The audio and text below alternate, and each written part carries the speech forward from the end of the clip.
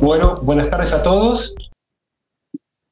Bienvenidos al primer webinar de contrastes que realizamos, organizado por la FARDIT.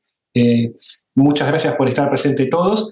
Antes de comenzar con el primer webinar, quiero difundir el curso que estamos desarrollando, del cual este webinar abierto y gratuito es parte de un curso que está organizado por la FARDIT, que le recordemos que la inscripción en el curso ya comenzó. Es un curso de 33 charlas, y además de las 33 charlas grabadas tiene 4 webinars en vivo, de los cuales este es el primero, así que bienvenidos a todos. Si bien este curso empezó el día martes 14 de noviembre, se van a ir cargando 2 clases semanales. Esas clases siguen abiertas al público para visualizaciones, por eso que la inscripción está abierta hasta mediados de marzo. Estas charlas se van a ir cargando hasta mediados de marzo y después van a quedar disponibles en la plataforma de Tecnoimágenes hasta fines de agosto, así que hay tiempo de inscribirse a este curso. Lo invitamos a inscribirse a este curso, que hasta mediados de marzo va a estar abierto la inscripción y uno va a tener la posibilidad de verlo hasta agosto del año que viene. Este es un curso que está organizado por FARDIT, pero tiene el privilegio de estar auspiciado por todas las sociedades y federaciones de radiología de América Latina. Es un verdadero honor y le agradecemos muchísimo a todas las sociedades amigas que han auspiciado este curso. Es un curso que, como decimos, cuenta de 33 charlas grabadas, más estos 4 webinars en vivo. Está organizado por mi persona, Sebastián Rossini, pero con Hugo Paradini, Diego Aberman y José Briceño. Otorga un certificado de puntuación para la revalidación. Es sumamente económico. Tenemos el privilegio de contar con excelentes profesores, a los que le agradecemos muchísimo a cada uno de ellos que hizo posible este curso. Son profesores de 18 países diferentes. Están todas las voces realmente de América Latina y España presentes. Es un programa muy vasto, donde van a poder ver que tenemos charlas un poquito más generales al principio, pero después en cada área, cómo optimizar en cada sistema, y después terminan con temas sumamente importantes, como por ejemplo temas legales e incluso lo que se viene en contraste. Lo invitamos a inscribirse. Está abierta la inscripción hasta mediados de marzo y se pueden inscribir, por ejemplo, en la página web de la FARDIT. Y nuevamente agradecerle muchísimo a Tecnoimágenes, que es la plataforma que nos brinda y nos posibilita realizar no solamente este webinar, este primer webinar, sino también el curso entero. Comenzando con este primer webinar. Este primer webinar es uno de los 4 que va a haber durante el curso. En el primer webinar vamos a tocar temas interesantes y controvertidos, pero todo lo que es previo a la inyección de contraste. El segundo webinar va a tocar temas relacionados durante la inyección de contraste. El tercer webinar, temas relacionados más con lo post-inyección de contraste. Y el cuarto va a ser con temas de artefactos y cómo solucionarlos. Pero este primer webinar, que comienza ahora, va a tocar todos temas interesantes y controvertidos previo a la inyección de contraste. Y para esto tenemos excelentes profesores, que le agradecemos a cada uno de ellos la participación para tocar estos temas. Contamos con el doctor Sergio Luchino, que es médico especialista en diagnóstico por imágenes de Argentina, Córdoba. Es responsable del área de diagnóstico e intervencionismo de cuerpo del Instituto Ulton, Córdoba, Argentina. Es doctor en medicina, magíster en administración y gestión de servicios de salud. Es profesor titular de diagnóstico por imágenes en medicina, en la Facultad de Medicina de la Universidad Católica de Córdoba. Muchísimas gracias, Sergio. Contamos con el doctor Daniel Upegui, es radiólogo de la Universidad Javier Ana en Bogotá. Es fellowship en imágenes de abdomen, todos los conocemos. Gracias, Daniel, con su amplia experiencia en el tema de abdomen en la Universidad de McGill en Montreal. Es jefe de servicio de imágenes de diagnóstico de la Fundación CTIC y radiólogo de Medri, Bogotá. Con la doctora María Francesca Castoldi, es médica especialista en diagnóstico por imágenes de Chile, es neuroradióloga y delegada de calidad del Departamento de Imágenes de la Clínica Alemana de Santiago de Chile. Es profesor adjunto de radiología de la Facultad de Medicina en la Clínica Alemana, y es directora del programa de neuroradiología del 2010 al 2020. con el doctor Jorge Aguali, es médico especialista en diagnóstico por imágenes, director académico del Centro Méndez Collado de Tucumán, Argentina, además jefe de tomografía del Sanatorio Modelo en la misma ciudad, es docente en la Universidad Nacional de Tucumán y es un conocido profesor del CIR y de la FARDIT. Contamos con licenciados que están todo el día trabajando y con estos problemas diarios que vamos a tocar. El licenciado José William Rodríguez Pinilla, de Colombia, es tecnólogo en radiología e imágenes diagnósticas de IDIMED, en Bogotá, es licenciado en Ciencias Sociales y especialista en Pedagogía y Docencia, es director de la carrera de Tecnología en Radiología e Imágenes Diagnósticas de la Fundación Universitaria del Área Andina. Y con el licenciado Tomás González, de Argentina, es técnico radiólogo de tomografía y resonancia de Arbus en Capital Federal y además de tomografía del Hospital Piñeiro. Es profesor en la diplomatura de UMAS y CEMIC y es representante de la provincia de Buenos Aires del capítulo de técnicos y en licenciados de la FARDIT. 1.000.000 de gracias a cada uno de ustedes. Para el público en general, si bien va a haber ciertos tópicos en este webinar, si vamos a tener tiempo y quieren hacer alguna pregunta, sobre todo relacionado con el webinar, que es todo lo que es previo a la inyección de contraste, lo invitamos a que lo hagan en el lugar de preguntas, en el casillero de preguntas y respuestas. Sin más palabras, agradecerle a cada uno de ustedes y comenzamos este webinar. Le pido a los profesores que si quieren habilitar sus cámaras para que los vean. El primer tema que vamos a tocar es un tema sumamente interesante. Muchos de los temas que se van a tocar ahora, nadie es dueño de la verdad, se va a tirar un tema. Vamos a hacer una pregunta a ver qué es lo que opina el público. En general sí que lo invitamos. Esas preguntas son anónimas, así que por favor participen. Y en base a eso vamos a ver la experiencia del panel de excelentes profesionales que tenemos de cómo lo maneja día a día en su trabajo. El primer tema que vamos a tomar es el tema de ayuno en los estudios realizados con contraste endovenoso, que hoy casi quedó limitado a la tomografía computada. Y en base a eso, los invitamos a responder la primera pregunta al público. ¿Qué indicaciones tienen en su institución o en su hospital previo a la realización de, por ejemplo, una tomografía computada con contraste endovenoso? Sería con respecto al ayuno.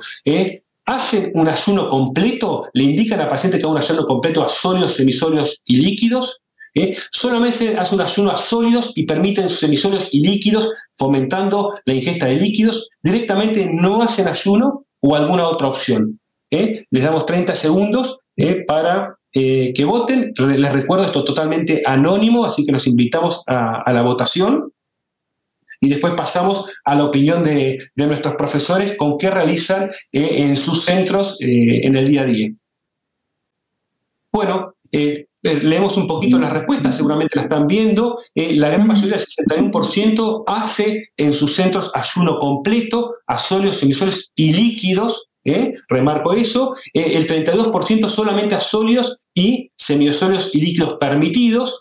Un 5% directamente sin ayuno y solamente un 1% hace otra opción. Pasado esto,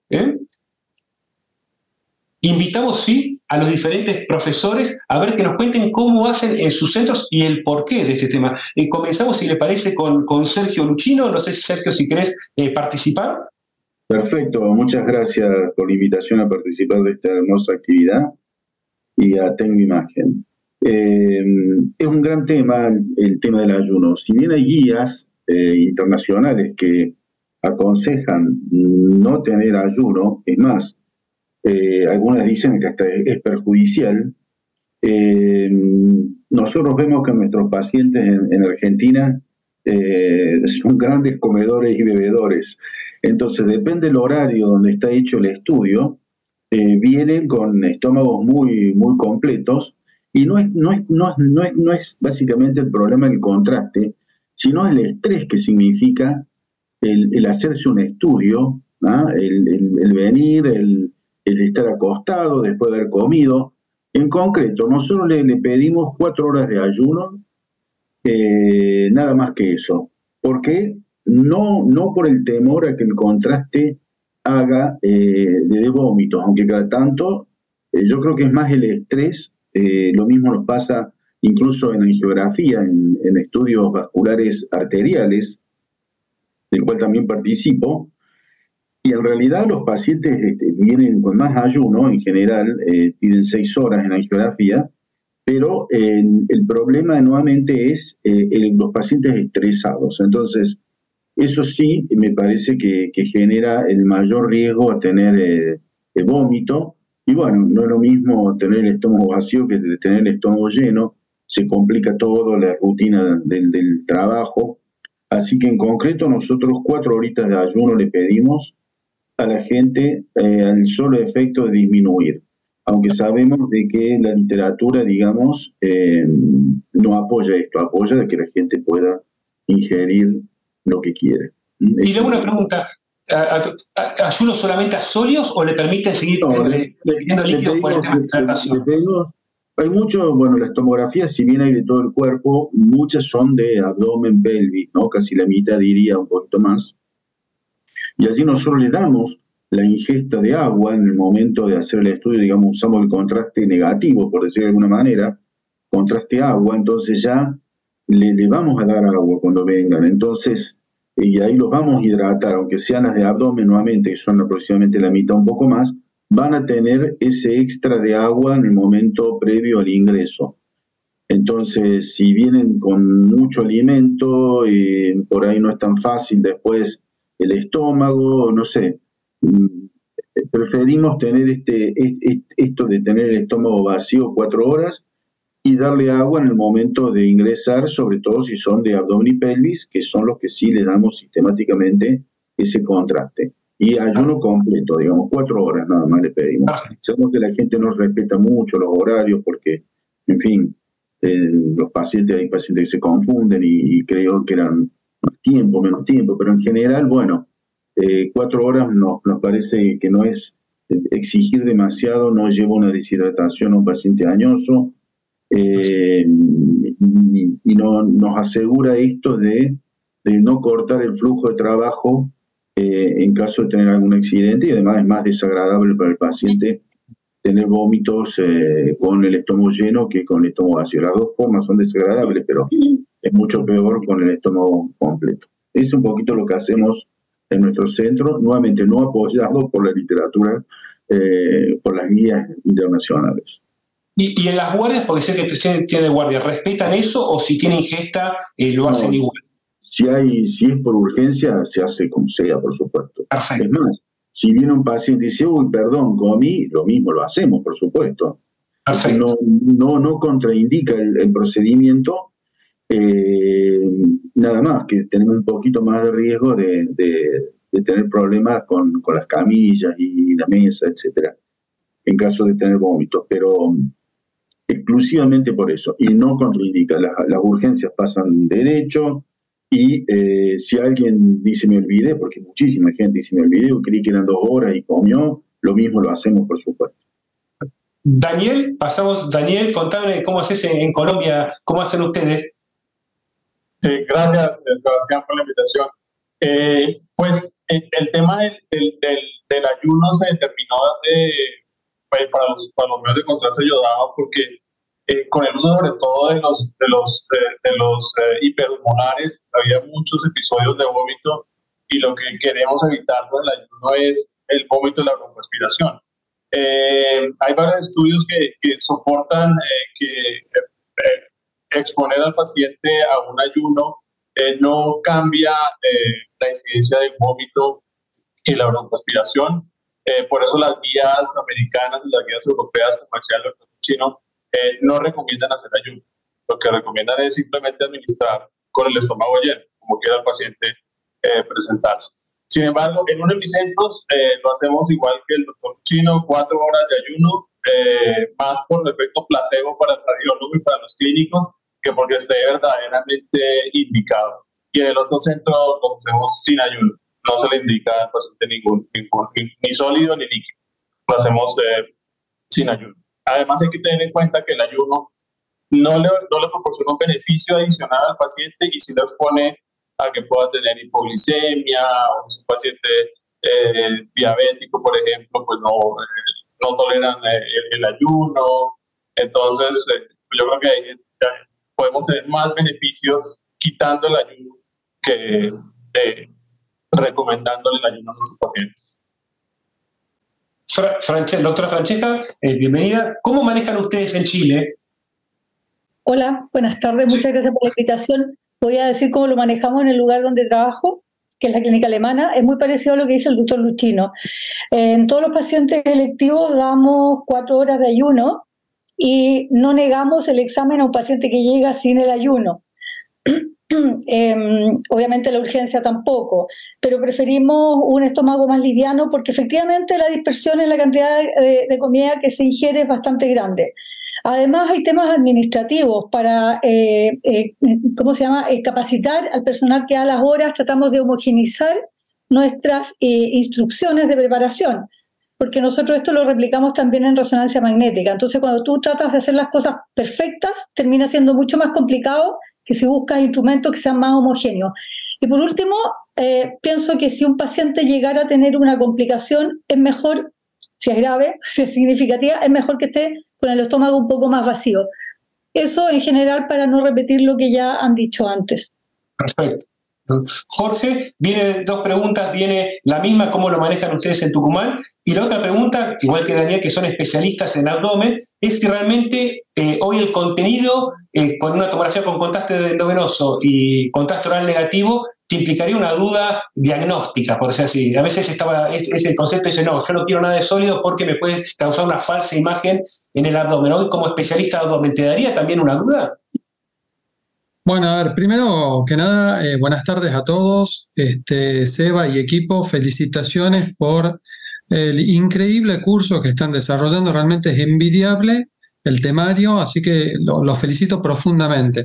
Bueno, con respecto al tema puntual que nos convoca, comparto mucho de las opiniones del resto de los colegas. Sí, nosotros por regla general damos un ayuno de entre 5 a 6 horas, por las razones que ya se expusieron, ¿no? Especialmente ante un potencial problema de alguna reacción del paciente, ya sea leve o severa, es mucho mejor que ese estómago esté vacío. Obviamente que son reacciones muy esporádicas, pero ante una reacción adversa de ese tipo, lo ideal es que el paciente no esté vomitando el contenido estomacal.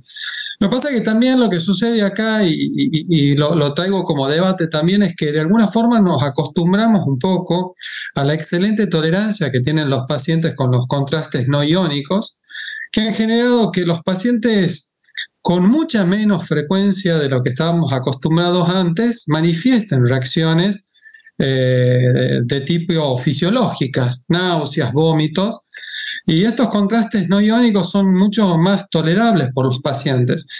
Al resto de la comunidad latina que está hoy acá, quizás que no estén al tanto, pero por ejemplo en Argentina últimamente tuvimos algunos y tenemos algunos problemas de provisión de contrastes iodados puntualmente, y en algunos lugares, como en el hospital público donde yo trabajo, comenzamos a recibir, ante falta de contrastes no iónicos, contrastes iónicos tradicionales. Y la verdad que me sorprendió tremendamente la frecuencia de presentación de reacciones adversas, especialmente de tipo fisiológico, muchas náuseas y muchos vómitos. Entonces, un poco esto es el tema, ¿no? Realmente estamos trabajando hoy en día mundialmente con contrastes muy tolerables por los pacientes. Estas reacciones se redujeron tanto que hoy nos estamos planteando si vale la pena que el paciente llegue o no con un ayuno. Pero bueno, cuando uno utiliza contrastes no tan seguros como un contraste iónico, creo que ahí incluso es más importante el tema del ayuno. La otra pregunta, Seba, que era, disculpa. Si vos como especialista en abdomen, que haces muchísimo abdomen, que tenga contenido alimenticio sólido, hoy te daría una falsa imagen a nivel abdominal, sobre todo gástrico o intestinal. Bueno, claro, pero lo que insistimos siempre todos es que fundamentalmente nosotros no evaluamos imágenes, evaluamos pacientes y somos médicos. Y todo depende del contexto clínico por el que el paciente esté haciéndose la tomografía. Un paciente con una hemorragia digestiva, un paciente con la sospecha de un tumor del tracto gastrointestinal no es lo mismo que un paciente que viene por un abdomen agudo. Entonces, creo que con entrenamiento en términos generales nos podemos sentir bastante seguros, a pesar de que el paciente haya comido antes del estudio, ¿no? Sí, en algún caso muy puntual puede llegar a ser un problema, pero cuando uno vincula lo que uno ve en las imágenes con el cuadro clínico del paciente, en general las dudas quedan sobrepasadas.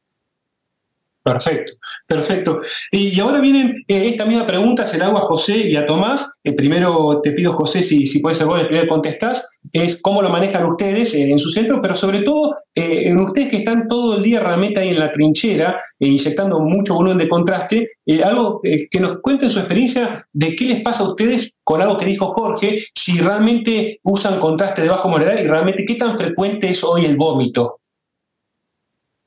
Bueno, doctor Rossi, muchas gracias por la invitación de antemano a este espacio tan académico y este espacio que pues es de mucha construcción para toda la comunidad de las imágenes diagnósticas. Bueno, yo les voy a contar mi experiencia ya que afortunadamente he tenido la posibilidad de estar de los dos lados, es decir, he trabajado con instituciones donde se atienden pacientes netamente de tipo ambulatorio que tienen su cita previa exclusivamente y también en el ámbito hospitalario. Entonces, acá resulta una gran controversia y teniendo en cuenta todo lo que han aportado los doctores previamente. La verdad, hoy día los contrastes o los medios de contrastes, de acuerdo a toda la evolución que han tenido, resultan bastante seguros para el paciente. Hoy día ya se ve escasa reacción o algún tipo de reacción, así sea leve, a la administración del medio de contraste. Entonces, eso es un pilar fundamental y un punto de partida muy importante de revisar todo lo que muchas veces en algunas instituciones se tiene ya como cultura, ¿sí? Se aportan desde una cultura que el paciente tiene que tener de 6 a 8 horas de ayuno, porque ya es algo consecutivo que se ha venido trabajando a lo largo de la historia, ¿sí? Pero resulta muy importante lo que estaban mencionando acá los doctores. Eso, pues en el ámbito ambulatorio, muchas veces yo creo que todo esto, lo del ayuno se tiene más es por seguridad del paciente, ¿sí? Todos los pacientes no van a reaccionar exactamente igual a la administración del medio de contraste y la verdad, en mi experiencia, en lo que tengo de trayectoria realizando exámenes contrastados, que es aproximadamente ya 12 años de experiencia, yo creo que en mi experiencia sí he visto que pacientes tienen reacciones adversas como la MS al medio de contraste, podría ser de 5 a 10 pacientes, o sea, es una incidencia muy baja. Entonces, digamos que esa seguridad es plena. En los ámbitos ambulatorios, digamos que muchas veces se tiene mucho más control con respecto al ayuno, porque de pronto en el ámbito ambulatorio, si bien hay todos los equipos de seguridad, el personal de enfermería, el carro de paro, el médico que está presente en la administración del medio de contraste y demás, pues se tiene más seguridad y sí se le exige cierto ayuno al paciente. En el ámbito hospitalario, cuando el paciente está recibiendo una atención en un servicio de urgencias y demás, dada la patología de base, muchas veces tienen ayuno previo por la indicación médica de su patología de base y pues se le realiza el estudio sin ningún problema. Ahora bien, hay ocasiones como casos de las urgencias vitales cuando te llega un paciente politraumatizado o con un paciente que te llega, por ejemplo, en un código ACV, donde lo que menos importa, lo que uno menos tiene en cuenta es si el paciente ha comido o no ha comido o porque muchas veces no se sabe qué ha pasado con el paciente, se le inyecta el medio de contraste sin ningún problema y muchas veces se ve que no hay ningún tipo de reacción a la administración de este medio de contraste. Entonces yo pienso, ya como para cerrar mi intervención, que eso va mucho dependiendo de las normas de seguridad que de pronto tengan en la institución, del ámbito en el que se encuentre, si es un ámbito hospitalario, si es un ámbito ambulatorio de atención y pues obviamente cuando se conozca o no se conozca antecedentes pues del paciente si de pronto ha tenido alguna reacción adversa o ha presentado alguna reacción adversa cuando se le ha administrado el medio de contraste. Perfecto. Y Tomás, vos que estás en centro privado, veo, y como en el hospital público, ¿lo manejan de la misma forma? ¿Y qué frecuente ves realmente, sobre todo, el tema del vómito en la inyección de contraste? ¿Si es frecuente o infrecuente? ¿Y si inyectan contrastes iónicos o no iónicos? Hola, ¿qué tal? Buenas tardes. Primero y principal, gracias por la invitación a participar. Sí, yo estoy en la parte privada, trabajo para Argus Maswich, el nuevo centro de diagnóstico de Maswich, de Argus, y trabajo también en el hospital Piñero de Ciudad Autónoma de Buenos Aires, Coincido un poco con el doctor Lucino. Nosotros, si viene un paciente en el ambiente privado, si viene un paciente con 2 horas de ayuno de sólidos, no se niega la tomografía, se le da contraste negativo, agua, y el estudio se realiza. En el hospital, un poco también con la urgencia, como dijo José, no tenemos mucha opción de respetar el ayuno, y con los pacientes ambulatorios del hospital generalmente se hace un ayuno de sólidos de 4 horas. Obviamente también nosotros tenemos en el hospital como norma que los pacientes deben pasar por un servicio de alergia a llenar un consentimiento del cual se le indica el ayuno de 4 horas de sólidos. Entonces ya vienen ya preparados, pero ya cuando no vienen preparados no se niega la tomografía, y recordemos también que por lo menos al menos nosotros, tanto en el privado como en el público, hacemos una secuencia, el abdomen sin contraste, el previo y el sin contraste, y vemos y visualizamos si tenemos tan lleno el estómago, tratamos de ahí pausarlo y darle un poquito más de respiro, y si está vacío, realmente poder realizar la inyección contraste. ¿Y lo ves frecuente en tu práctica diaria que el paciente vomite con los nuevos contrastes? No, es muy infrecuente el vómito, y más en el público donde ya tienen una premedicación hasta de 3 días anteriores a la llegada a hacerse el estudio. Es muy raro que realmente lo que sí, el traumatizado, cuando viene traumatizado, generalmente en el hospital que estoy, generalmente hay un ingrediente que se agrega, que es el alcohol. Al estar alcoholizado, eso por ahí aumenta la posibilidad de que el paciente vomite.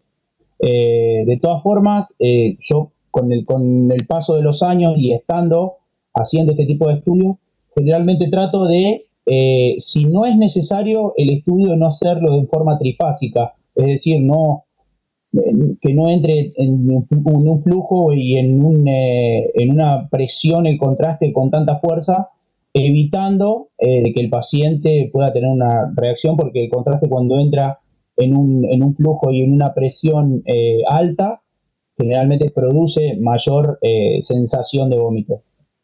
Eso lo fui probando a medida de que pasan los años.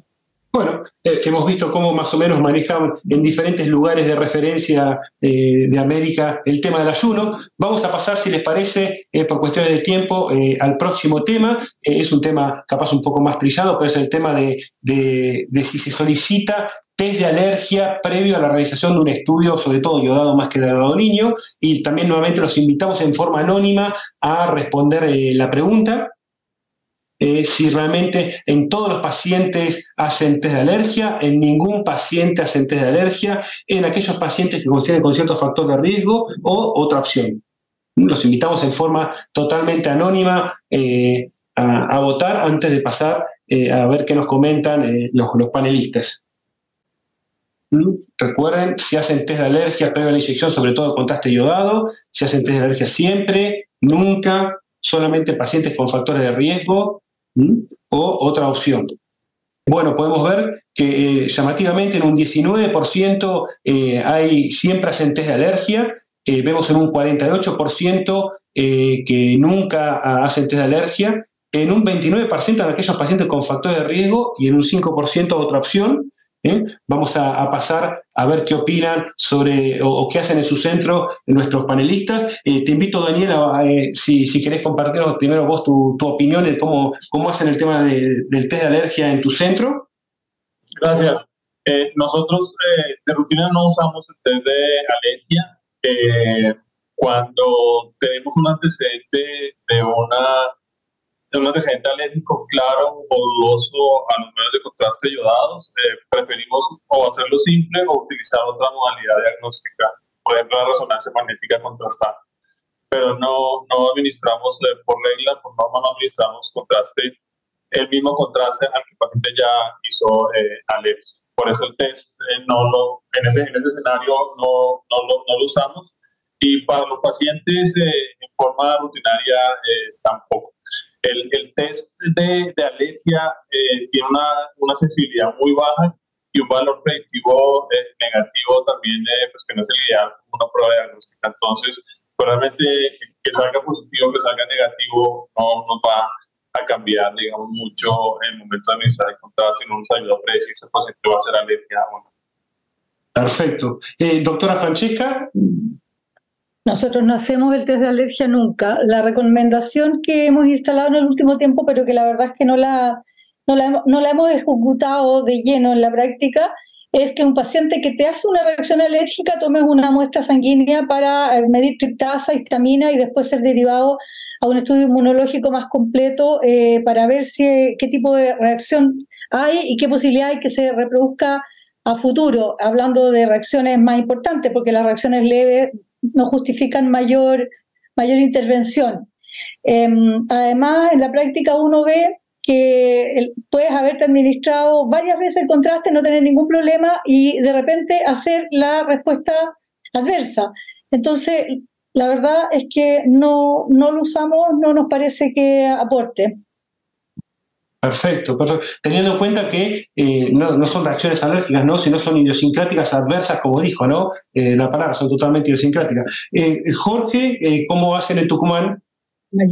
Bueno, a ver, primero que nada, creo que este webinar tiene que servir para que el auditorio se vaya con un concepto muy claro. Nosotros no usamos, por supuesto, ni hacemos test de alergia, tal cual opinó Daniel y la doctora Castoldi, ¿no? Pero esto se tiene que entender de la siguiente manera también. Primero que si un test de alergia se fuera a utilizar, como dijo Daniel, podría dar totalmente negativo y el paciente hacer la reacción alérgica porque depende de la cascada histológica que se desencadene para que tenga positividad o no la reacción. Pero el punto más importante que me interesa que retenga el auditorio es que para que el paciente haga una reacción alérgica al iodo o al gadolínio necesita de una sensibilización previa. ¿Sí? ¿Qué es una sensibilización previa? Es una exposición previa del paciente a la sustancia que le genera la alergia. ¿Qué les quiero decir con esto? Nosotros tenemos un preconcepto, tanto la sociedad como los médicos, que no están muy bien orientados. Nos preocupa muchísimo el paciente que nunca se inyectó el contraste iodado. No, doctor, nunca me hice. ¿Cómo sé que no me voy a morir, doctor? Y si me pasa algo, yo jamás. Ese paciente nos tiene que preocupar muchísimo menos que el paciente que se hizo 10 tomografías y le inyectaron 10 veces. Porque ese paciente, como recién manifiesta la doctora Castoldi, en la 11ª inyección hace la reacción fatal porque está sensibilizado. Por lo tanto, no es mi opinión, es la opinión de los consensos de todos lados. No se debe hacer test de alergia. Es una contraindicación. Porque aparte, si lo hiciéramos a nuestros pacientes, estaríamos sensibilizándole, aumentándole la posibilidad de que los pacientes sufran una reacción alérgica severa a la sustancia de contraste que inyectemos. Por lo tanto, sin extenderme mucho más, dejar este concepto. Test de alergia no, y mañana cuando estén inyectando a sus pacientes, preocúpense mucho más por el que lo han inyectado varias veces que porque él viene por primera vez a inyectarse una sustancia de contraste. Perfecto, clarísimo, Jorge. José, cuénteme cómo manejan en la práctica diaria por Colombia. Bueno, en el contexto de Colombia y principalmente en las empresas con las cuales he trabajado, que ha sido sector público y privado, nunca se ha manejado el test de alergia bajo ningún contexto, digamos, clínico o algún antecedente previo que tenga el paciente. Cuando el paciente ha presentado algún antecedente de reacción adversa al medio de contraste, concuerdo con el doctor Upegui, pues ya que estamos en el mismo país, se busca u otra alternativa diagnóstica o el estudio simple, o si se requiere de alguna u otra forma que realizar el estudio con medio de contraste iodado, se realiza algún tipo de premedicación, pero hasta ese contexto. Pero el test de alergia como tal no se realiza. Perfecto. Y acá, Tomás, además de preguntarte el test de alergia, capaz que hago una pregunta puntual de algo que dijiste. Vos me decís que en el hospital público a todo el paciente lo mandan a hacer al servicio de alergia. ¿Eso no enlentece mucho? Y la otra respuesta que te iba a decir, pregunta que te iba a hacer es, ¿cuándo realmente ves algún paciente que te venga con leve riesgo? Porque siempre que uno viene con una alergita, siempre es moderado, nunca te lo viene como leve, siempre le encuentran algo. Contame cómo les va a ustedes con esto de que mandan, me decís, en el hospital público al servicio de alergia. Bueno, un poco aportando también y coincidiendo con el doctor Awali, yo hace 25 años que trabajo en el Hospital Piñero y antiguamente esto es todo protocolar con la dirección del hospital y con los distintos servicios, tanto sea de alergia como los servicios de imágenes. La dirección de los hospitales requieren de que los pacientes, no podemos hacer un estudio contrastado sin antes haber pasado por el servicio de alergia, excepto de que sea un estudio por guardia donde el responsable es el jefe de guardia. Antiguamente, un poco lo que decía el doctor Awali, se hacía en el ámbito de la Ciudad Autónoma de Buenos Aires, se hacía el test de alergia, se mandaba el paciente al servicio de alergia y le realizaban el test. Algo que después, con el paso de los años, fue quedando de lado, no se hizo más el test de alergia. Lo que se hace ahora es un consentimiento. Tanto el alergista como tiene una entrevista el paciente con el alergista, y debido a su historial, a lo que el alergista decida de que cómo se tiene que premedicar, él lo premedica, pero no es un test, es un consentimiento, es una interrogación que hace el servicio de alergia para premedicar a ese paciente y que de esa forma venga con ese consentimiento al sector de diagnóstico por imagen. ¿No se me había preguntado algo más? No, clarísimo. No, si realmente cuando tienes esa evaluación, alguna vez te manda un paciente del servicio de alergia sin premedicación, que va a ser una pregunta más siguiente, o siempre le encuentran algo de riesgo y siempre te ponen riesgo moderado, nunca un riesgo leve. Ya de un tiempo a esta parte, ya muchos pacientes ya vienen habiendo pasado por el servicio de alergia ya sin premedicación, no le suministran ninguna premedicación al paciente, pero bueno, eso lo dejamos pendiente porque es una pregunta que sigue. Cerramos, Sergio, un poco qué es lo que hacen en forma rápida, pero ahí te hago una pregunta: ¿qué opinión te da, que creo que lo dijeron, del riesgo que tiene también de hacer el test de alergia, ya que es una reacción idiosincrática, en el consultorio del alergista, ¿no? Que a veces no está en un hospital, está contenido, pero realmente si no son consultorios externos que no tienen nada, porque al fin y al cabo capaz es más riesgoso que te haga una reacción adversa durante el test que durante la inyección. ¿Qué es lo que hacen ustedes, Sergio? ¿Y qué opinás de esto, de que en realidad capaz es más riesgoso hacer el test de alergia, por eso a veces está contraindicado, ya que se lo puede hacer en el consultorio del alergista, que a veces está en un consultorio externo sin medios para tratar esa reacción? Nosotros, al igual que todos los panelistas, no indicamos el test de alergia. Ya está también probado por toda la literatura desde hace, no sé, creo que hace unos 20 años o más, que no es necesario. Pero tenemos pacientes que dicen, a título de excepción, porque estamos contando lo que hacemos todos los días, soy alérgico a todo, ¿cómo sé yo que no me va a hacer mal? Es decir, vienen con toda una carga emotiva de por qué que alguien le hizo mal, porque seguramente su mamá, su hermano, alguien recibió el medio de contraste hiperosmolar desde hace unos años y tuvo vómito, entonces la gente dice tuvo alergia. Cuando estamos frente a ese paciente, le pedimos una consulta al alergista, pero sobre todo para tranquilidad de la persona, y nada más. Es decir, quizás es para resolver, digamos, un problema. No tener nosotros un problema, preferimos compartir, digamos, con otro profesional médico que diga, mira, no hay ni que sea alergista, y que de esa manera tranquilice a la persona. Pero son pacientes excepcionales. Si no, no lo hacemos. Y la urgencia Esto pasa derecho, ¿no es cierto? Pero lo que hacen es una consulta, no un test, no le inyectan, sino lo que hace una consulta al alergista.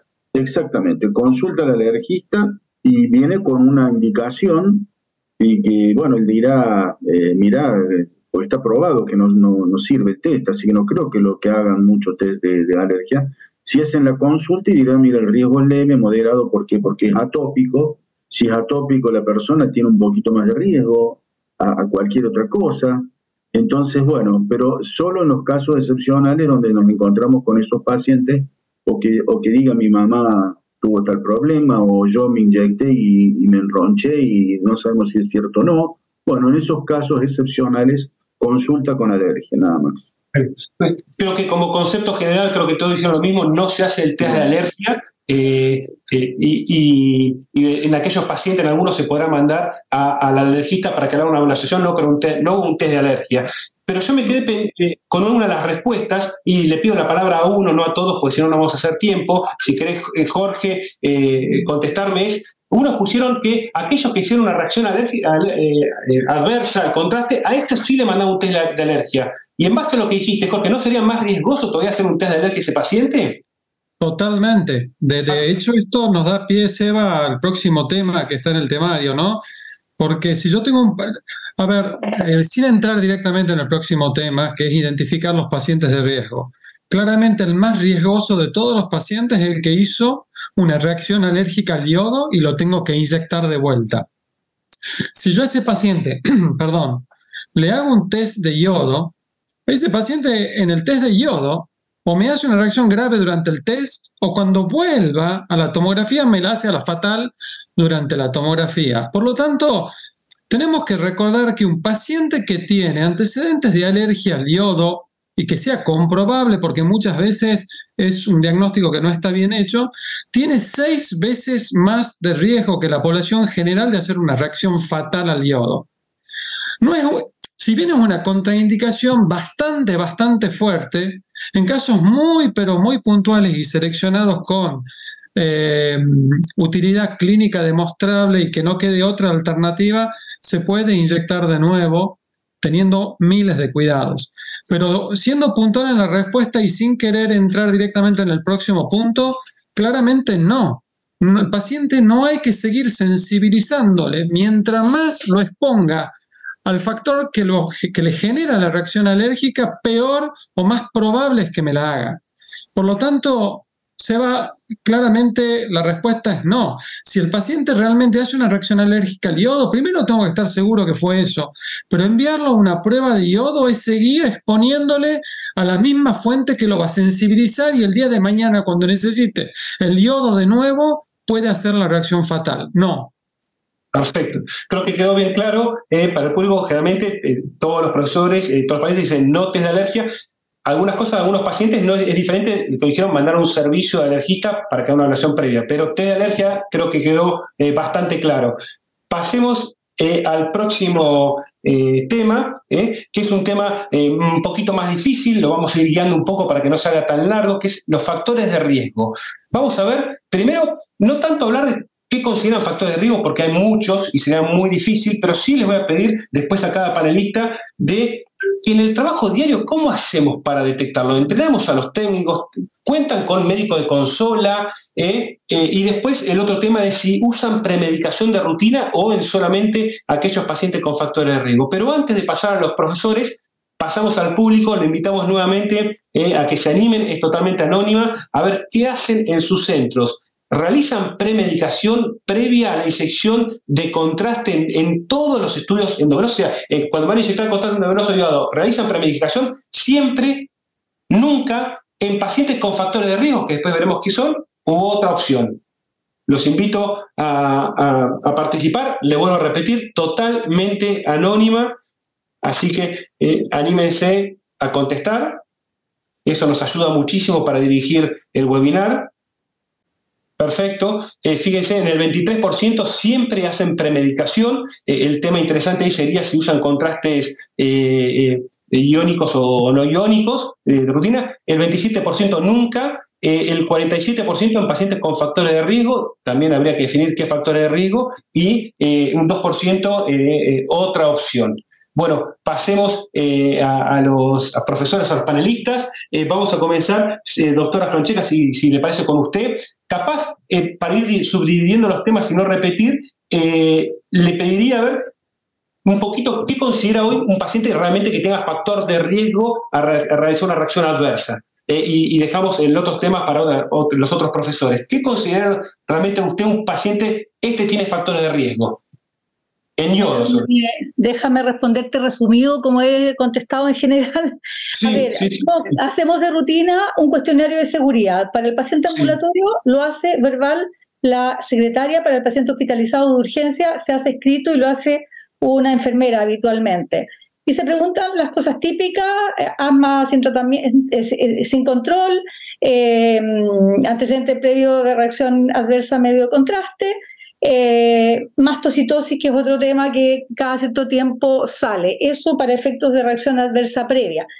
Y a esos pacientes muchas veces los premedicamos, y hay otro grupo de pacientes que premedicamos, que son esos pacientes que arrastran una historia de premedicaciones previas por años, porque las recomendaciones anteriormente eran distintas, y manifiestan ansiedad a inyectarse sin la premedicación. Eso, a grosso modo, funciona bastante bien. Hemos ido incorporando casi todas las recomendaciones de la American College of Radiology, y también nos hacemos cargo de algunas de la Sociedad Europea de Radiología. No hemos llegado al punto de no premedicar a nadie, pero falta poco. Sí. Y no hemos tenido un incremento de las reacciones adversas. Adicionalmente, nosotros llevamos registro de nuestras reacciones adversas. Seguramente está subvalorado, pero logramos llevar registro de las complicaciones que tenemos. Ustedes saben que mayoritariamente son leves. Y el otro tema que quiero aprovechar a decir es que habitualmente lo que está escrito en la literatura es que el paciente que hace una reacción la vuelve a repetir en general de la misma naturaleza, ¿no? No es esto de que vaya aumentando la gravedad, sino que vuelven a ser parecidas. Eso es lo que he leído yo. Que desde hace un par de años hemos incorporado un consentimiento informado obligatorio, porque el Ministerio de Salud en Chile lo ha exigido, respecto del uso de contraste yodado intravenoso. Entonces le explicamos al paciente todo. Ahora, el consentimiento informado no previene las cosas, el consentimiento informado cumple otro rol, ¿verdad? Y la verdad es que con los cambios que hemos ido implementando no hemos tenido mayores problemas. Creo que he dicho casi todo, puede que se me falte... Primero remarco algo muy importante que le recomiendo a todos los que están viendo que lo hagan, que algo que no se hace siempre es que sigan su propio registro de reacciones adversas. Así que es algo que usted mencionó que creo que es sumamente importante y no se hacen en muchos lugares, de tener un registro propio, ¿no?, de las reacciones adversas. Eso es algo llamativo. Y con respecto, le iba a hacer dos preguntas, con respecto a que dijo al Colegio Americano de Radiología, ¿consideran realmente el asma, sobre todo un asma controlado, o sea, no un descontrolado, como un factor de riesgo? Porque eso el Colegio Americano capaz ya lo sacó, debido a que hay gran cantidad que llaman asma y realmente son reacciones. ¿Lo consideran un factor de riesgo significativo o menor? No, ya no lo consideramos un factor de riesgo. El paciente que tiene un asma descompensada, que la verdad es que son excepcionales, ¿verdad? Ahora, el American College of Radiology es muy cauto, ¿ah? Ellos siempre ponen una frase de que uno adopte las normativas propias de la institución, del país donde está. Siempre deja una ventana abierta para la cautela, ¿ya? Y eso es razonable. Porque las experiencias son distintas en distintos lados, y ustedes han hablado acá de que todavía hay gente que usa iónico y hay realidades diferentes. Entonces, no todas las recomendaciones son igual de buenas para todos los lugares. Tal cual. Y lo último que le iba a preguntar, en la práctica diaria, porque veo que el interrogatorio lo dan pueden hacerlo cuando dan el turno, pueden identificar a estos pacientes antes o cuando llegan recién, entonces la premedicación sería en el momento y no días previos. ¿Cómo logran hacer ese consentimiento? ¿Durante el turno o simplemente ya cuando llega a hacerse el estudio? A ver, vamos a separar los pacientes ambulatorios de los de urgencia, de los hospitalizados. Los ambulatorios, cuando agendan su hora, son interrogados respecto de estos antecedentes, y cualquier alerta la secretaria la levanta y se la presenta al radiólogo, quien toma la decisión. Las secretarias ya saben que una reacción leve no necesariamente, o sea, no va a requerir premedicación ni ninguna otra gestión. Pero cualquier duda la tienen que levantar y preguntársela al profesional que corresponde. Respecto a la urgencia, ahí te mandan un cuestionario antes de bajar al paciente. A ver, si es que alguna de las respuestas es sí, te lo tienen que mandar antes. Si todas las respuestas son no, baja con el paciente. Y a veces ocurre que en la urgencia de motu propio hacen estas premedicaciones de pocas horas, de 1 hora de duración, que sabemos no sirven para nada. Nos ha costado erradicar esa práctica, pero generalmente son reacciones leves y por lo tanto no tienen mayor alcance. Cuando ya son cosas más serias, claro, ahí hay que evaluar bien porque sabemos que no sirve para nada. Y la alternativa es que si tenemos un medio de contraste, si conocemos el medio de contraste que generó la reacción, usamos una marca alternativa. Para eso manejamos normalmente 2 tipos de contrastes diferentes, ya sea en escáner o en resonancia magnética. Perfecto. No sé si contesté todo lo que me preguntas. Sí. Y para lo utilizado tenemos tiempo también de tomar medidas o definitivamente, si la reacción ha sido significativa, ¿verdad? No administrar contraste, puede hacer el estudio sin contraste, como dice el doctor Aguayí, Daniel, o cambiar de modalidad definitivamente. Perfecto. Jorge, creo que ahí te pregunto a vos, creo que remarcaste mucho qué considerás más factor de riesgo, es la inyección seguida de contraste, pero ¿algún factor de riesgo más que te llame la atención, Jorge, en tu práctica diaria? ¿Cómo hacen para detectar? Porque hacen grandes volúmenes, estás en centros de mucho volumen de diario de pacientes. ¿Cómo hacen con muchas secretarías, muchos centros? ¿Cómo hacen para detectar estos pacientes? ¿Y la premedicación lo hacen siempre o solamente en aquellos pacientes que detectan? Bueno, claramente es un desafío, ¿no? Que incluye no solamente al técnico, al personal médico, sino al administrativo, y es una tarea docente que requiere de años de entrenamiento para que el engranaje funcione, ¿no? Eso es el principal ítem. El segundo tema es que no podemos hablar del otro sin dejar en claro que por sobre todas las cosas siempre es necesario evaluar la necesidad de inyectar o no un contraste. Y ahí también tenemos una tarea docente con los médicos de la región en la que trabajamos, haciendo docencia y educación en cuanto a la necesidad, porque muchas veces se solicitan muchos casos que no hace falta o no se pide cuando realmente es necesario. Ahora, si realmente ya hay que inyectarle contraste, nosotros tenemos básicamente un semáforo. El color verde es el paciente que no tiene ningún factor de riesgo.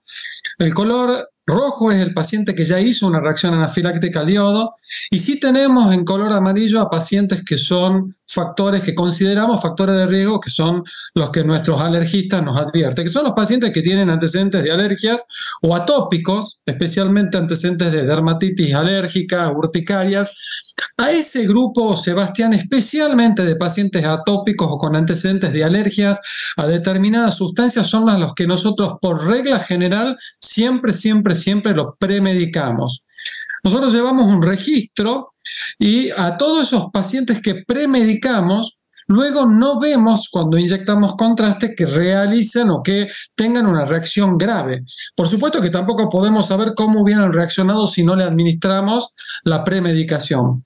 Casualmente la semana pasada a un paciente que habíamos premedicado sufrió de una reacción alérgica. Obviamente una reacción idiosincrásica. Entonces la pregunta fue, ¿y para qué lo hicimos? Y al fin y al cabo terminó teniendo la reacción alérgica. Bueno, no sabemos cómo hubiera reaccionado si hubiera tenido una reacción alérgica más grave sin la premedicación. Por lo tanto, yendo al punto de la pregunta, nosotros sí tenemos un grupo que los seleccionamos para premedicar y en términos generales son pacientes atópicos, y en eso sí requiere de un trabajo de educación pero muy fuerte y constante con secretaría, con personal técnico y personal médico, para que de alguna forma el tamizaje no deje pasar pacientes con factores de riesgo sin premedicarse. Perfecto. Quiero remarcar algo que dijiste, Jorge, importantísimo. Antes de todo es la indicación del estudio, ¿no? Creo que eso es inyectar los contrastes en aquellos pacientes que realmente tengan la indicación y no porque le digan la orden. Así que quería remarcar algo que dijiste sumamente importante, Jorge. Sí. Con respecto, le voy a preguntar a José y a Tomás. Comenzamos con Tomás. En la experiencia que tienen ambos, Tomás, pido que vos contestes primero para alternar, ¿qué consejos le darías a todos aquellos técnicos que están trabajando en el día a día, para ustedes que decir, bueno, porque a veces tienen el cuestionario, pero a veces el cuestionario está incompleto, se le pasó por alto, lo miran, como dijeron, ¿qué preguntas ustedes le hacen justo cuando están buscando la vía o cuando están pasando al paciente? Que decir, miren, hagan esto porque te ayuda a detectar más factores de riesgo. ¿Qué consejo le darían a todos los técnicos que están realmente trabajando en el día a día? Tomás, te pido que comience. Bueno, en ese caso yo siempre digo lo mismo y mis colegas siempre les digo lo mismo, es hablar con el paciente. Desde el momento que entra hasta que lo acostamos y le estamos colocando la vía, y hablar, intercambiar opiniones con el paciente, saber por qué se le pide el estudio.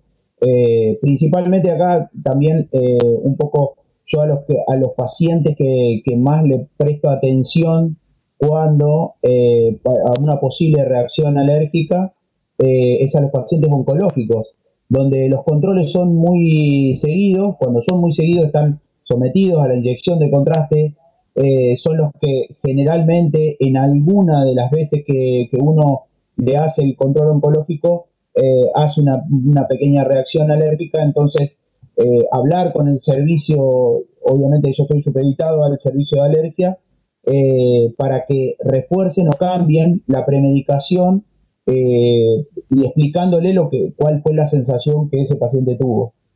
Pero principalmente es el diálogo constante con el paciente. Perfecto. José, en tu práctica diaria, ¿qué haces para tratar de detectar estos pacientes también que a veces se pasan por alto por simplemente un cuestionario y en realidad ustedes son la cara visible y lo que detectan muchos de estos pacientes? Bueno, digamos que en la experiencia, cuando se va a realizar cualquier estudio contrastado, nosotros como tal, o la figura que tenemos acá del tecnólogo, que es el que hace toda la parte operativa de toma del estudio, siempre tenemos de la mano el personal de enfermería, quienes son las personas que realizan todo el paso de la encuesta, la entrevista al paciente y demás, pues para detectar estos factores de riesgo. Como tal, en la práctica, el único factor de riesgo, la única alerta que nosotros tenemos es en algún paciente que previamente haya hecho reacción a un medio de contraste. Tal y como se los mencioné, pues afortunadamente en la empresa donde yo trabajo manejamos unos medios de contraste muy seguros, de muy baja osmolaridad, que ayuda a que no se lleguen a presentar pues estos riesgos al momento de la administración del medio de contraste. Ahora bien, el hecho que el personal de enfermería en nuestro caso sea esa primera persona que tiene contacto con el paciente, haga todo el proceso de la entrevista y demás, al momento de detectar cualquier cuestión anormal, como la que les menciono, que es que el paciente previamente ha tenido reacción a medio de contraste, lo que se realiza, como lo mencioné anteriormente, es, obviamente lo escalamos con nuestros superiores inmediatos, que son los médicos radiólogos, y ellos toman la decisión si se realiza, si no se realiza, o se busca otra ayuda diagnóstica, y muy, muy rara vez se hace una premedicación. Entonces yo pienso que algo importante acá es tener una excelente comunicación con el grupo de trabajo y que todo el grupo de trabajo esté articulado y en la misma vía de saber cuándo puede haber un riesgo en un paciente y cuándo no. Perfecto.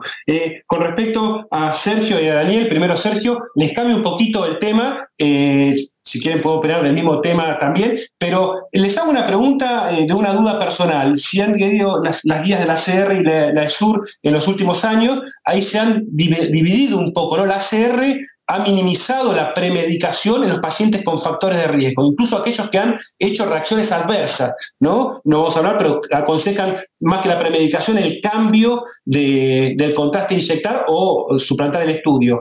Sergio, ¿qué te opina esto de decir, che, mira, tiene factores de riesgo, hizo una reacción adversa, capaz un eritema cutáneo, y la CR dice, está bien, como dijo la doctora Francesca, simplemente lo deja supeditado, pero te aconseja que no aconsejamos premedicarlo, y la ESUR sí. Sergio, ¿qué opinas sobre eso? Mira, nosotros tenemos dos momentos para detectar eventualmente el problema.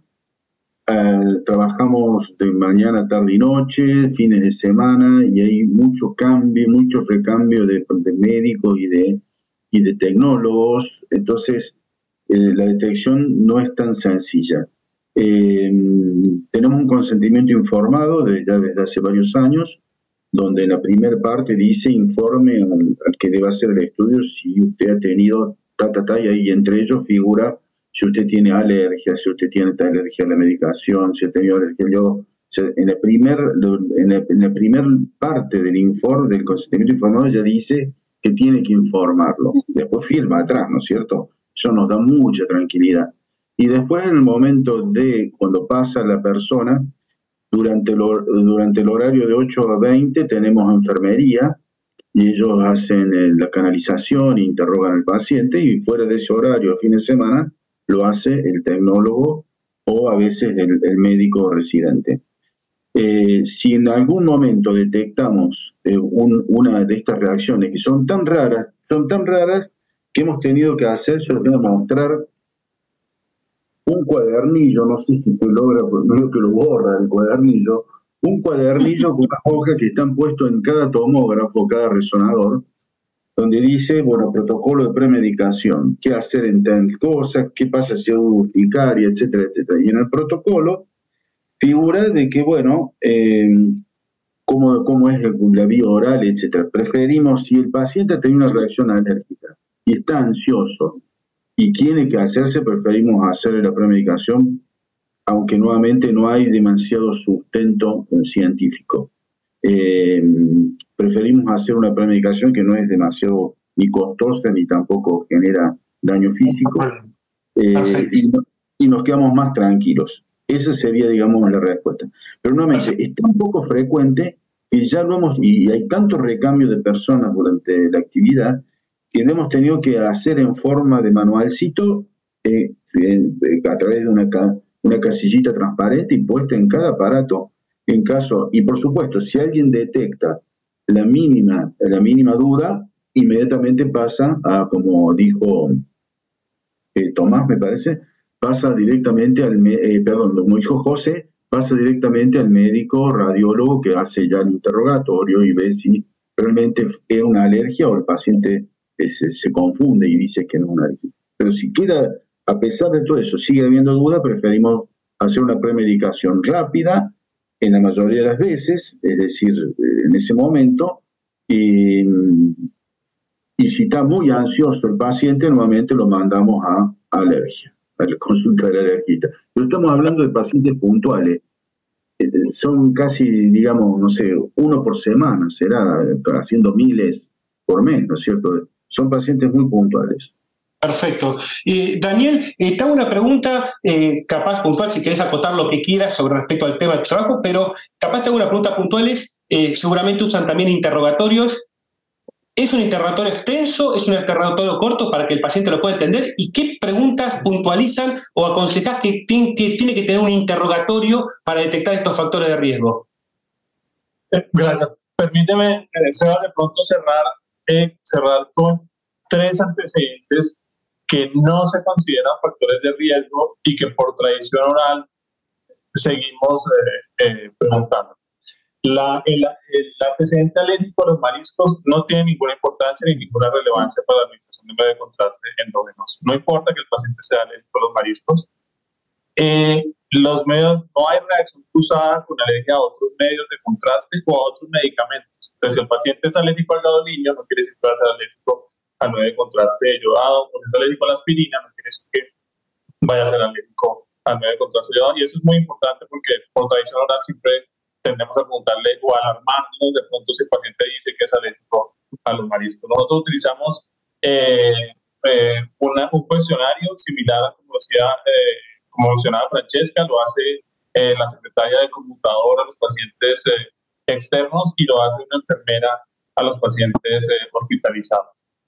Y preguntamos lo que todos conocemos, si el paciente es diabético, si tiene antecedente renal, si tiene antecedentes cardíacos, hipertenso, si tiene antecedentes renales, pero son cuestionarios muy cortos y muy escuetos, porque con los tiempos que ustedes saben que tenemos en nuestros servicios, pues no hay tiempo de hacer, cuestionarios largos. Perfecto, creo que importante que lo que resaltaste, que ni la alergia al chocolate ni al pescado, aclaro, yo soy alérgico al pescado, me hice una tomografía y muy alérgico a los pescados, más a los mariscos, me hice una tomografía con yodo y como decís, Daniel, no tiene nada que ver, ni el chocolate, ni el pescado, esos mitos que a veces uno se acarrea que decían que eran factores de riesgo. Bueno, espectacular. Quiero remarcar que son más de 1000 los participantes, pasamos ya al número 1000, así que agradecerle a cada uno y espero que estén disfrutando tanto como lo estamos disfrutando nosotros estos temas y agradecerle nuevamente a los panelistas. Tenemos todavía un poquito más de tiempo, vamos a pasar... Doctor Rossini, déjame decir solo una pequeña cosita que no se me escape. Sí. La Sociedad Europea de Uroradiología ya no recomienda premedicación en ningún caso. Ah, perfecto. Es un buen punto. Esa es la osadía, porque las reacciones leves son leves y van a ser generalmente leves y no se ha mostrado ninguna utilidad para las reacciones importantes. Entonces la práctica dice, usted tenga un buen equipo de resucitación, prepárese para una reacción adversa grave, pero no premedique más porque no sirve de nada. Los invito a leerla. En estos minutos la CR, bueno, siempre la CR me parece que ha sido más cauto la mayor parte de las veces en este tema de contraste, pero léanla porque es bastante impactante para los que ya llevamos bastante tiempo en la radiología. Exactamente, y mi pregunta iba a eso, ¿no? Que te hizo esto tan fuerte y a veces, aunque uno sepa, creo que Sergio dijo que aunque uno sepa que no tenga tanta evidencia, el tema legal te da miedo siempre atrás, una guía sí, otra no, entonces los abogados siempre se agarran a que te dicen que sí, aunque sabes que hay no sustento científico, qué miedo que a veces no premedicar a un paciente con muchos factores de riesgo, ¿no? Venía ahí por ahí la pregunta, tal cual. Claro, esa guía es la del 2023, la que dice Francesca, y efectivamente ya borraron la premedicación. Interesante. Sí, muy interesante, muy interesante. Difícil a veces de poner en la práctica diaria, pero bueno, sí hay sustento científico, ¿no? Sí es. Muchísimas gracias a la aclaración, doctora. Con respecto, para pasar rápido, un poquito más rápido este tema, lo vamos a hacer más acotado a algunas preguntas, es el examen de laboratorio, sobre todo con respecto al yodo y la creatinina, al yodo de gadolinio. Le piden a todos los pacientes, en pacientes que se vienen a hacer una resonancia de cerebro con gadolinio, por epilepsia, a cualquier paciente oncológico, en los cientos de pacientes que uno tiene diario, piden de rutina examen de laboratorio. Si tienen que pedir, piden creatininemia y sacan después el clearance por la fórmula, o piden directamente clearance de creatinina, que es juntar orina en 24 horas y es muy tedioso, e incluso hay muchos trabajos que dicen que a veces es menos eficiente porque el paciente no junta las 24 horas de orina y se le pasa alguna vez. ¿Cómo lo manejan en su práctica diaria? Y ahí le pido a Jorge que comiences vos, si querés, contándonos cómo haces la práctica diaria, Jorge. Bueno, sí, súper controvertido, más complejo incluso que el tema anterior, ¿no? Sí. No, la verdad que esto no forma parte de nuestra rutina en absoluto. Son casos extremadamente puntuales en un volumen de trabajo bastante alto, en donde por alguna razón se conoce que el paciente tiene algún problema renal, ¿no? La nefrotoxicidad inducida por el contraste es un tema que está bastante controvertido, que no hay certeza absoluta de que el contraste pueda generar nefrotoxicidad. Eso hay muchos informes y reportes contradictorios, pero nosotros nos basamos en que lo que sí se sabe es que un paciente que tiene una función renal normal o conservada, la posibilidad que pueda llegar a tener una nefrotoxicidad inducida por el contraste es extremadamente baja. Por lo tanto, queda un grupo de pacientes que son los que de alguna manera manifiestan tener algún grado de deterioro renal en los que hay que poner el foco. Ni siquiera con el paciente que está en insuficiencia renal terminal, porque son pacientes que se dializan, son riñones que ya no funcionan y por lo tanto uno inyectándole contraste no puede generarle más daño que el que ya tiene. Los pacientes más complejos son los pacientes que están en estadio 3 o 4 con tasa de filtrado glomerular bajo, Y esos son los pacientes que nosotros tenemos que tratar de identificar en nuestro espectro, que como bien dijeron nuestros colegas, depende de dónde trabajemos y en qué condiciones, se puede afinar un poco más o un poco menos la lupa para detectarlos. No, esto no forma parte para nada de nuestra rutina en pacientes seleccionados con antecedentes o con algunos antecedentes puntuales de insuficiencia renal, algunos diabéticos. Podemos eventualmente pedir una creatininemia para tener una idea de qué grado de insuficiencia renal tiene el paciente. Pero vuelvo al mismo punto, por sobre todas las cosas, antes de esto se evalúa realmente la necesidad. Si la prueba puede ser suplantada por otra que no requiera el contraste en ese grupo puntual de pacientes, se pasa a otra prueba. Y en el caso de que realmente sea absolutamente necesario, siempre la balanza cae hacia lo necesario sobre el riesgo potencial cuestionable de la toxicidad del contraste en los riñones. Perfecto. Ya que está, pasamos. ¿Alguien quiere opinar? ¿Hay alguien en su centro? ¿Hace alguien diferente para pasar al próximo tema? ¿O quiere opinar algo puntual de este tema, del examen de laboratorio? Si se lo piden a todos, si piden creatininemia o clearance de creatinina, por la dificultad a veces que es hacer un clearance, ¿no? En 24 horas. Sí, nosotros, digamos, en resonancia magnética cerebral no pedimos creatinina, se administra medio contraste sin creatinina. Para el abdomen sí pedimos pruebas de laboratorio, porque como a veces no hay claridad de si el estudio se va a hacer con medio contraste extracelular o se va a hacer con un medio contraste hepatocito específico, entonces extracelular macrocíclico. Pues como no sabemos cuál tipo de los dos contrastes se va a usar, pues preferimos pedirle creatinina. Si vamos a usar un macrocíclico, no importan los valores de creatinina, y si vamos a utilizar un hepatocito específico, entonces lo hacemos solamente si la tasa de filtración es mayor a 30. Tenemos una calculadora para calcular la tasa de filtración que está en el escritorio de los computadores de los tecnólogos, y ellos lo hacen automáticamente con el valor de creatinina. O sea, pide más creatinina, no pedís un clearance, que es un estudio tedioso, por decirlo así. Sí, solamente pedimos creatinina y hacemos nosotros el cálculo. Perfecto, perfecto. ¿Alguien quiere hacer algún comentario o pasamos al siguiente tema por cuestiones de tiempo?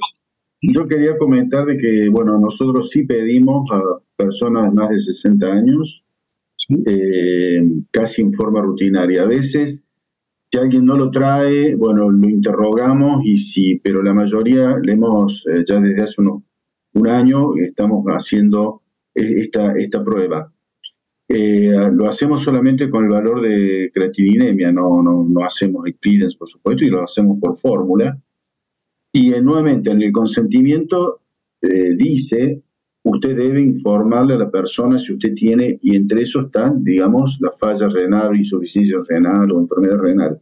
Entonces, en el caso de que la persona llega y se entera y comunica en ese momento, bueno, vemos si se puede cambiar el procedimiento, si se hace sin contraste, y si tiene más de 60 años, más aún, ya junta dos factores de riesgo, que tener una patología renal más de 60 años, y allí sí detenemos un poco el tema. Contiene dos o más factores de riesgo, tenemos un poco de temor de inyectar, nuevamente, por el tema también médico-legal, porque las guías dicen más de 60 años, dicen insuficiencia renal o enfermedad renal preexistente, más diabetes, y cuando vemos que la cantidad de pacientes de más de 60 con diabetes, bueno, es enorme, así que está juntando dos o tres factores de riesgo para la inyección de yodo en caso que sea necesario. En eso nos detenemos un poco y tratamos de resolverlo. Tenemos laboratorio propio, así que la gente de por ahí se hace el laboratorio inmediatamente y a las 2 horas se está haciendo la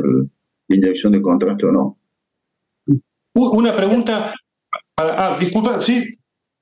No, quiero complementar rápidamente. Nosotros también hacemos algo parecido a lo que dice el doctor Luchino, sobre 70 años esta vez, no sobre 60, y todos los factores de riesgo asociados a daño renal. Usamos creatininemia, aceptamos hasta de 3 meses de antigüedad en el paciente ambulatorio que no ha tenido alguna intercurrencia, alguna enfermedad entre medio, y de máximo 1 semana para un paciente hospitalizado. Y eso, no, tal vez exageramos un poco, pero lo usamos tanto para resonancia como para escáner. preguntar hasta cuánto aceptaban un examen de laboratorio. ¿Cuántos meses? Me respondiste 3 meses. Y una pregunta un poco, no es una pregunta, sino... En el ambulatorio, doctor Rossini, en el hospitalizado 1 semana. El internado siempre igual tiene un examen, todo el paciente internado generalmente tiene un examen. La creatinemia... Sí, pero recuerda que un paciente puede estar en la UCI, por ejemplo, en un intensivo, y puede cambiar su función renal con facilidad. Entonces también ahí hay que verlo un poco caso a caso. Pero muchos pacientes ambulatorios también tienen sus creatininas andando. Y además tenemos en algunos centros, o sea, para algunos equipos tenemos un medidor de creatinemias por punciones, estos equipos que están ahí de lectura rápida. Pero no lo tenemos para todos los centros, solo para el principal. Sí, eso sería muy bueno de aplicar en el futuro. Una pregunta a veces que es muy capciosa y muy difícil es, en paciente ambulatorio, no internado, esas cosas, es ¿qué porcentaje se pasaría por alto de pacientes que generalmente si piden un estudio están estudiados, un paciente que tenga una insuficiencia renal moderada severa, ¿no? ¿Serían asintomáticos esas pacientes? Esa es la pregunta en ambulatorio estamos hablando. Yo creo lo mismo, yo creo que exageramos un poco, porque me imagino que un paciente que tiene una tasa de filtración bajo 30, alguna sintomatología puede tener, pero todavía no estamos liberados de acuerdo a las recomendaciones internacionales. Entonces, yo creo que vamos allá. Como dice Jorge, esto es un tema que está siendo evaluado en este último tiempo más que nunca. Y también se hacen diferencias entre lo que es una administración intravenosa de contraste, de la que es una por vía arterial, con primer paso por el riñón. Hay todas disquisiciones, pero para efectos de escáner, claro, es poco probable que hagamos mayor daño por las características de la vía, por la cantidad de contraste. Sí. Seguramente va a cambiar prontamente, creo yo, la recomendación de las instituciones. Sebastián, digamos, una cosa es identificar al paciente que pueda tener una insuficiencia renal leve, moderada o grave, y otra cosa, que es lo que está en discusión en la literatura mundial, es la validez que tiene esto que se llama nefrotoxicidad inducida por el contraste, y no solamente la validez de la entidad, sino los posibles efectos clínicos que esta entidad podría ocasionar. Por lo tanto, es todo materia de discusión. Por lo tanto, una cosa es que nosotros seamos capaces de identificar al paciente que tiene insuficiencia renal, porque en teoría el contraste podría agravarle su condición. Sin embargo, eso que está totalmente cuestionado, e incluso no se sabe a ciencia cierta cuáles son los efectos clínicos posibles del paciente. Por lo tanto, tenemos que separar siempre. Una cuestión es cómo identifico, pero otra cosa, que es la gran pregunta médica, ¿realmente me puede ocasionar un daño peor? ¿Realmente qué efecto clínico final puede tener el paciente que tiene una insuficiencia renal y le inyecto el contraste, ¿no? Qué buena pregunta. Creo que todo esto surgió en base a un trabajo que demostró esto de que capaz no es tan real el tema de la nefrotoxicidad, porque la mayoría de los trabajos que fueron hechos en base a eso fueron en pacientes internados, ¿no? Entonces, pacientes sin inyección de contraste, pacientes internados, es muy aleatorio también la variación diaria de la creatininemia, ¿no? Entonces, está en discusión lo que decís vos, si realmente el contraste es tan nefrotóxico. Y acá viene otra pregunta también para el que quiera responder en público, que también está puesta a duda, la preparación previa renal, la hidratación, el ASEMUC, hay muchas preparaciones que incluso ahora hasta la hidratación exagerada está puesta en duda como realmente válida. ¿Qué opinión les trae eso? Qué temas difíciles, ¿no? Nosotros tenemos varios subgrupos trabajando, cuerpo, neuro, osteo, bueno, cardio utiliza, ellos tienen un sistema de puntuación y detectan cuáles son los pacientes a riesgo, y ellos les dan, están con dos posibilidades que también son no del todo validadas. Una son las estatinas, la más 9, y la otra es el N-acetilcisteína. En Argentina se llama ASIMUC, a lo mejor tiene el mismo nombre en otros países de Latinoamérica. Rimucil se llama. Exactamente. Entonces, son prácticamente los únicos que hacen, porque tienen, bueno, son cardiólogos y tienen una instrucción diferente, digamos, una preparación diferente a los radiólogos en general, y ellos sí lo usan periódicamente. Nosotros no. No sé qué opina el resto de esto de la preparación, de la CEMUC, bueno, las diferentes medicaciones, incluso a veces hasta la misma hidratación en pacientes con cierto riesgo. Sí, yo creo que nosotros no utilizamos nunca N-acetilcisteína ni bicarbonato. Realmente no, personalmente no creo que eso sea de ningún beneficio para el paciente. Y similar a lo que pasa con el debate si es real o no la nefrotoxicidad inducida por el medio de contraste, si esa entidad realmente existe o no, pasa lo mismo con la hidratación. Realmente ya hay debates y realmente el paciente tiene algún beneficio siendo una hidratación pre y post a la administración de medio de contraste endovenoso. Se dice que la hidratación es importante porque expone menos al glomérulo a las partículas del medio de contraste yodado si el paciente está bien hidratado. Pero realmente nosotros lo estamos administrando, pero más por tranquilidad del radiólogo que porque creamos que va a tener algún efecto sobre el paciente, y lo estamos haciendo con hidratación pre y post de un volumen bajo.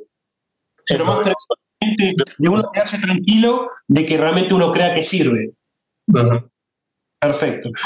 Y lo último, porque ya esto podemos tratar miles de temas, pero quería tocar un solo tema también controvertido, y es con respecto a los valores de referencia. No importa la pregunta, así no perdemos tiempo, pero el tema es el tema de los pacientes con clearance, resonancia magnética gadolinio, el tema de tener un clearance de menos de 30, inyección de macrocíclicos, que hoy que se dice, bueno, lineal, como muy bien dijiste, incluso el hepato específico, que es un lineal, es un tema diferente, pero con macrocíclico, que hoy te está diciendo, mira, no hay tantas, no produce fibrosis sistémica, y hoy se han registrado casi, no hay registros, creo que a nivel mundial, e incluso en pacientes que tengan menos de clearance. ¿Qué les pasa si le cae una resonancia que tiene justificativo de inyectar gadolinio? No sé, un cirrótico con una sospecha, una lesión de un hepatocarcinoma, y tiene un clearance de 20 y hay que hacer un trifásico y tenemos macrocíclico. Adelante con el macrocíclico. Perfecto. Todos opinan iguales porque se habla de esto de que ya no hay tanta fibrosis sistémica nefrogénica en pacientes con un clearance incluso debajo de 20, de 30, inyectando macrocíclicos. ¿Qué opina el resto? Perdona. No, perdón, Frank Ceja, sigue. Sí, Francesca. Que lo que importa es solucionar el problema de salud al paciente, porque el daño teórico es muy improbable, por lo tanto aplica eso. Ahora, en rigor, lo que para mi gusto sería lo ideal es hacer un consentimiento informado en ese paciente. Eso sería lo ideal. Es un paciente que tiene un riesgo distinto a otro, y yo creo que lo ideal sería hacerle el consentimiento y sí inyectarle el contraste. Tomo 5 minutitos, unas 5 segundos con respecto a eso. Era un tema que venía con sentimiento, no podemos tratar todos los temas tan interesantes. ¿Qué le haces hoy? ¿Le haces escribir al paciente ser el riesgo? ¿Cómo lo manejas ese paciente puntual? Igual que si tenés que inyectar, no sé, un clearance de 30 y tenés que inyectar yodo porque es necesario, porque es un angio. ¿Qué le haces escribir al paciente puntualmente en el consentimiento? Nosotros hacemos, en primer lugar, el yodo en la angio, si tiene un clearance menos de 30, lo puedo pasar a la resonancia, tal vez, no sé, puedo hacerle uno sin contraste, un estudio que no requiere contraste, pero hay que verlo caso a caso. Pero el consentimiento, perdona, doctor Rossini, nosotros no le hacemos escribir nada al paciente, nosotros le educamos al paciente, le compartimos nuestros conocimientos, le decimos cuáles son sus riesgos en cuanto en lo general respecto del procedimiento, en cuanto a lo personal por su condición, y él firma que ha tomado firmamos juntos, el paciente y el médico, haciéndonos cargo de que hemos hecho esta transmisión de información para que él acepte en modo informado. Obviamente esto es teórico, ¿verdad? Porque no sabemos qué tan cabal es la toma de decisión de esa persona, pero hemos hecho todo este gesto para que el paciente comparta la decisión de asumir el riesgo en beneficio de su situación clínica. O sea, firman los dos juntos, muy interesante. Siempre, y te comento más, cuando hacemos el consentimiento para medio contraste yodado, que lo hacemos de rutina por exigencia del Ministerio de Salud, ese consentimiento no lo hace un médico ni una enfermera, lo hace el tecnólogo. Entonces esa es la última instancia que tenemos para encontrar eventualmente cualquier otro problema asociado al uso de contraste intravenoso, y que no vaya a ser que hay pacientes que a veces te dicen, yo nunca quise que me administraran contraste, nadie me preguntó, son excepcionales, pero hemos tenido casos de ese tipo. Perfecto. ¿Algún comentario en general? Bueno, nosotros hacemos similar a lo que dijo Francesca. En nuestro consentimiento tenemos un espacio que se llama riesgos personalizados, es uno o dos renglones vacíos, donde en ese caso de detectar este problema se anota y queda registrado, y por supuesto firma el paciente y firma el profesional en un lugar, y esa hoja se guarda, por supuesto, y se archiva y queda registrado. El paciente, digamos, da fe de que ha sido informado de los riesgos y que asume el riesgo, digamos. Eso es simplemente. No nos quita el problema legal, pero asumió el riesgo el paciente, digamos.